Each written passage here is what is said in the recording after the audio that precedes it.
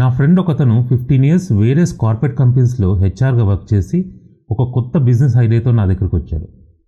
Idea బాగా నచ్చి నేను ఒక ఇన్వెస్టర్ దగ్గర తీసుకుని వెళ్ళాను. అంతా బాగానే ఉంది, కానీ ఆ ఇన్వెస్టర్ మీటింగ్లో ఇన్వెస్టర్ తనని పిచ్ డెక్ ప్రజెంట్ చేయమని అడిగారు. అప్పుడే కొత్తగా స్టార్టప్ పెట్టిన మా ఫ్రెండ్కి పిచ్ డెక్ అంటే ఏంటో తెలియదు. దాంతో అక్కడ ఇన్వెస్టర్ దగ్గరికి వెళ్ళేసరికి తెల్లముఖం వేశాడు. దీనివల్ల తన బిజినెస్కి ఒక ఇన్వెస్ట్మెంట్ ఆపర్చునిటీని మిస్ అయ్యాడు. ఇలాంటి మిస్టేక్ని మీరు చేయకండి. మీరు ఒక స్టార్టప్ బిజినెస్ స్టార్ట్ చేసేటప్పుడు మీరు ఇన్వెస్ట్మెంట్ రేజ్ చేయాలంటే మీకు కంపల్సరీగా ఉండాల్సిన ఒక డాక్యుమెంటే పిచ్ డెక్. అసలు ఈ పిచ్ డెక్ అంటే ఏంటి, ఈ పిచ్ డెక్లో ఏమేమి విషయాలు ఉండాలి, ఏమేమి విషయాలు మెన్షన్ చేయాలి, అవన్నీ ఈరోజు వీడియోలో డిస్కస్ చేద్దాం. ఫ్రెండ్స్, వీడియోలోకి వెళ్ళే ముందు నాదో చిన్న రిక్వెస్ట్. నేను వేరియస్ బిజినెస్ టాపిక్స్ మీద వీడియోస్ చేస్తున్నాను. నా రిక్వెస్ట్ ఏంటంటే మీరు నా ఛానల్ సబ్స్క్రైబ్ చేయండి, నా వీడియోని లైక్ చేయండి, మీ ఫ్రెండ్స్ అండ్ ఫ్యామిలీ మెంబర్స్కి షేర్ చేయండి, so that it will give me lot of motivation to do more videos. Let's get into the video. మీ దగ్గర ఒక మంచి బిజినెస్ ఐడియా ఉందనుకోండి.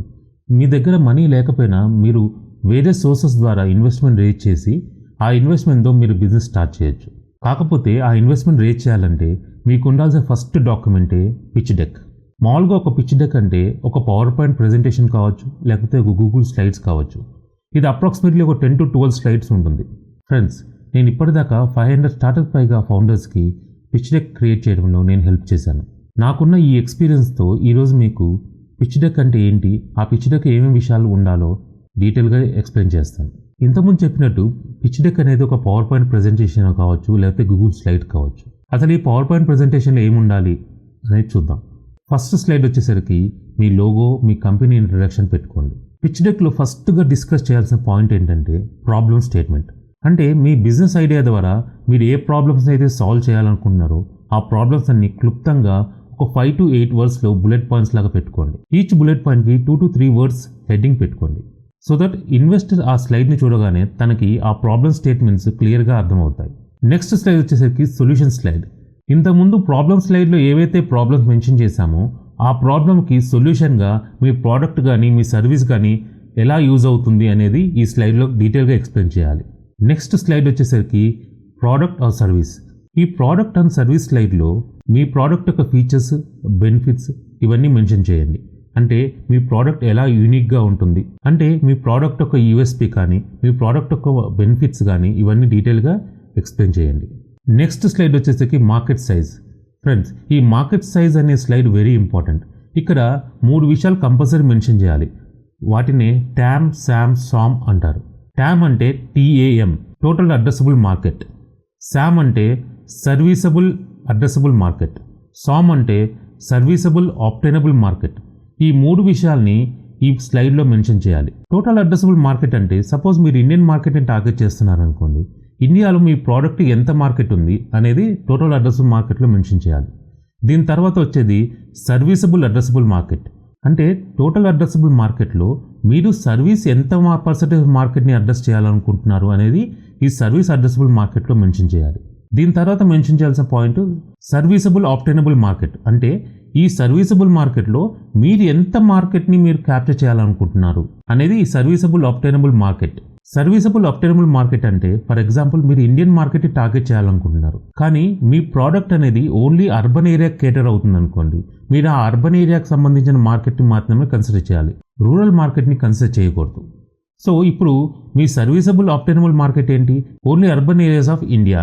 నెక్స్ట్ స్లైడ్ వచ్చేసరికి బిజినెస్ మోడల్. అంటే మీ ప్రోడక్ట్ని కానీ సర్వీస్ని కానీ మీరు మార్కెట్కి ఎలా తీసుకెళ్తారు, మీరు ఎలా సెల్ చేస్తారు అనేది డీటెయిల్గా ఈ స్లైడ్లో మెన్షన్ చేయాలి. ఫర్ ఎగ్జాంపుల్, మీరు మీ ప్రోడక్ట్ని ఆఫ్లైన్ ద్వారా కస్టమర్కి తీసుకెళ్లాలనుకుంటున్నారా, లేకపోతే ఆన్లైన్ ద్వారా మీరు కస్టమర్కి తీసుకెళ్లాలనుకుంటున్నారా అనేది మెన్షన్ చేయాలి. ఇదే కాకుండా what is your pricing model. అంటే మీ సబ్స్క్రిప్షన్ మోడల్లో తీసుకుంటున్నారా, లేదా వన్ టైం మోడల్లో తీసుకున్నారా, ఆర్ రికరింగ్ మోడల్లో రెవెన్యూ జనరేట్ చేయాలనుకుంటున్నారా. ఈ డీటెయిల్స్ అన్నీ కూడా ఈ బిజినెస్ మోడల్లో మెన్షన్ చేయాలి. Next slide is traction.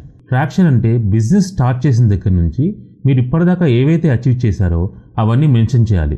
For example, me product ఒక MVP అంటే మినిమం వైబుల్ ప్రోడక్ట్ తయారు చేశారా, లేదంటే ఒక ప్రోటోటైప్ తయారు చేశారా, లేదంటే మీరు ఒక 100 కస్టమర్స్కి కేటర్ చేశారా, ఆ 100 కస్టమర్స్ నుంచి మీరు ఎంత రెవెన్యూ జనరేట్ చేశారు, ఇలాంటి డీటెయిల్స్ అన్నీ కూడా ఈ ట్రాక్షన్లో మెన్షన్ చేయాలి. Next slide is competition and edge. ఈ స్లైడ్లో మీ ప్రోడక్ట్ కానీ సర్వీస్ కానీ ఉన్న కాంపిటీటర్స్ ఎవరు, ఆ కాంపిటీటర్స్ యొక్క డీటెయిల్స్ ఇవ్వండి. మీ కాంపిటీటర్స్ యొక్క ప్రోడక్ట్ అండ్ సర్వీసెస్కి మీ ప్రోడక్ట్ అండ్ సర్వీసెస్కి ఉన్న డిఫరెన్స్ ఏంటి, మీ ప్రోడక్ట్ కానీ సర్వీస్ కానీ ఉన్న ఎడ్జ్ ఏంటి అనేది ఇక్కడ మెన్షన్ చేయాలి. Next slide is financials. ఇక్కడ మీరు నెక్స్ట్ 3 years కానీ 5 years కానీ రెవెన్యూ ప్రొజెక్షన్స్ మెన్షన్ చేయాలి. ఈ రెవెన్యూ ప్రొజెక్షన్స్లో నెక్స్ట్ 3 years కానీ 5 years కానీ ఎంత రెవెన్యూ జనరేట్ చేస్తారు, ఎంత ఎక్స్పెన్సెస్ ఇన్కర్ చేస్తారు, ఎంత ప్రాఫిట్ జనరేట్ చేస్తారు అనే డీటెయిల్స్ అన్ని కూడా ఈ స్లైడ్లో మెన్షన్ చేయాలి. Next is team slide. ఈ టీమ్ స్లైడ్లో మీ స్టార్టప్లో ఎంతమంది ఫౌండర్స్ ఉన్నారు, టాప్ మేనేజ్మెంట్ ఎవరెవరు ఉన్నారు, మీ స్టార్టప్ కనుక అడ్వైజర్స్ కానీ మెంటర్స్ కానీ ఉంటే వాళ్ళ డీటెయిల్స్ కూడా మెన్షన్ చేయండి. ఈ స్లైడ్ వల్ల ఇన్వెస్టర్స్కి మీరు ఏవైతే ఫైనాన్షియల్స్ కమిట్ చేస్తున్నారో ఆ ఫైనాన్స్ అచీవ్ చేయడానికి ఈ టీం ఎలా మీకు హెల్ప్ అవుతుంది అనే విషయాలు ఇన్వెస్టర్ క్లారిటీ వస్తుంది. Next comes ask slide. Ask అంటే మీరు మీ స్టార్టప్కి ఎంత ఫండింగ్ రేస్ చేయాలనుకుంటున్నారు, ఆ ఫండింగ్ని ఎక్కడెక్కడ యూటిలైజ్ చేయాలనుకుంటున్నారు అనే డీటెయిల్స్ ఇక్కడ మెన్షన్ చేయాలి. మీ స్టార్టప్కి ఎంత ఇన్వెస్ట్మెంట్ కావాలి అనేది మీరు ఫిగర్ అవుట్ చేసే ముందు మీ స్టార్టప్ ఒక వాల్యుయేషన్ చేయించడం మాత్రం మర్చిపోకండి. అసలు ఈ వాల్యుయేషన్ అంటే ఏంటి, వాల్యుయేషన్ ఎలా చేయాలి అనేది నా నెక్స్ట్ వీడియోస్లో చెప్తాను. ఓవరాల్గా పిచ్ డెక్ అనేది ఒక 10 to 12 స్లైడ్స్లో నేను చెప్పిన పాయింట్స్ అన్నీ కవర్ అయ్యేలాగా ఒక ప్రెజెంటేషన్ తయారు చేసుకోండి. ప్రెజెంటేషన్ తయారు చేసే ముందు కొన్ని పాయింట్స్ మాత్రం మర్చిపోవద్దు. ఒకటి, మీరు ఏవైతే పాయింట్స్ చెప్పాలనుకుంటున్నారో వాటిని చాలా క్లుప్తంగా ఉంచండి. Keep it short and simple. Second point is, మీరు ఏదైతే విషయాలు చెప్పాలనుకుంటున్నారో దాన్ని విజువల్గా కమ్యూనికేట్ చేయడానికి ట్రై చేయండి. Don't try to put lot of text in the pitch deck. Try to use infographics in your pitch deck so that ఇన్వెస్టర్కి మీ pitch deck అనేది చాలా కంపెలింగ్గా, విజువల్గా అపీలింగ్గా ఉంటుంది. మీరు ఇన్వెస్టర్ దగ్గరికి వెళ్ళేటప్పుడు పిచ్ డెక్ ఒకటే కాకుండా ఫౌండర్స్ ఏంటి, వాళ్ళ టీం ఏంటి, మీకున్న క్లారిటీ ఏంటి అనే విషయాలను కూడా ఇన్వెస్టర్ కన్సిడర్ చేస్తారు. సో ఫౌండర్స్గా మీరు ఆల్వేస్ మీ మార్కెట్ సైజ్ ఏంటి, మీ రెవెన్యూ నెంబర్స్ ఏంటి అనే విషయాలన్నీ ఫుల్ క్లారిటీతో ఉండాలి. ఫ్రెండ్స్, మీకు కనుక పిచ్ డెక్ ఎలా చేయాలి అనేది ఇంకా డీటెయిల్గా కావాలంటే I try to plan A live session in my next video. మీకు కనుక ఇంట్రెస్ట్ ఉంటే కామెంట్ చేయండి. ఒక 10 to 15 మెంబర్స్ కనుక ఇంట్రెస్ట్ ఉంటే నేను ఒక లైవ్ సెషన్ చేసి పిచ్ డెక్ ఎలా తయారు చేయాలి అనేది డీటెయిల్గా ఎక్స్ప్లెయిన్ చేస్తాను. మీ ఫ్రెండ్స్లో కానీ ఫ్యామిలీ మెంబర్స్లో కానీ స్టార్టప్ స్టార్ట్ చేయాలనుకునే వాళ్ళు చాలామంది ఉండొచ్చు. సో నా రిక్వెస్ట్ ఏంటంటే ఈ వీడియోని వాళ్ళతో షేర్ చేయండి. మీ ఒపీనియన్స్ని, మీ సజెషన్స్ని కామెంట్ రూపంలో నాకు తెలియజేయండి. Once again I request you to subscribe to my channel scale station. See you soon in the next video. Until then, signing off, Praveen VS.